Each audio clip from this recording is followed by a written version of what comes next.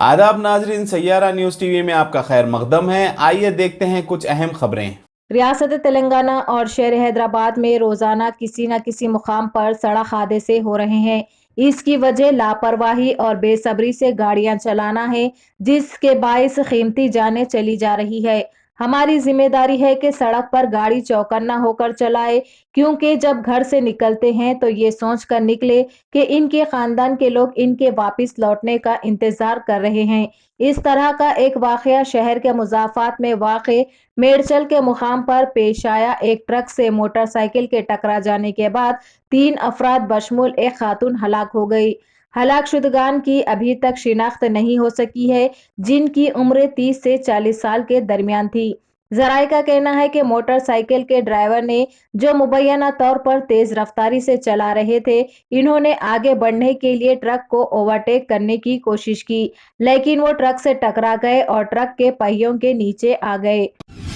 रियासती वजीर बराए रोड्स एंड बिल्डिंग वी प्रशांत रेड्डी ने सेक्रेटरीट का दौरा किया।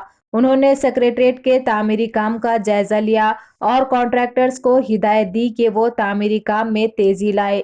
इन्हें बिल्डिंग की तामीरी काम मुकम्मल करने की जो मुद्दत दी गई है, इन्हें इस मुद्दत के अंदर तामीरी काम मुकम्मल करना चाहिए। इनके हमरा महकमे रोड्स एंड बिल्डिंग के आला ओहदेदार भी मौजूद थे।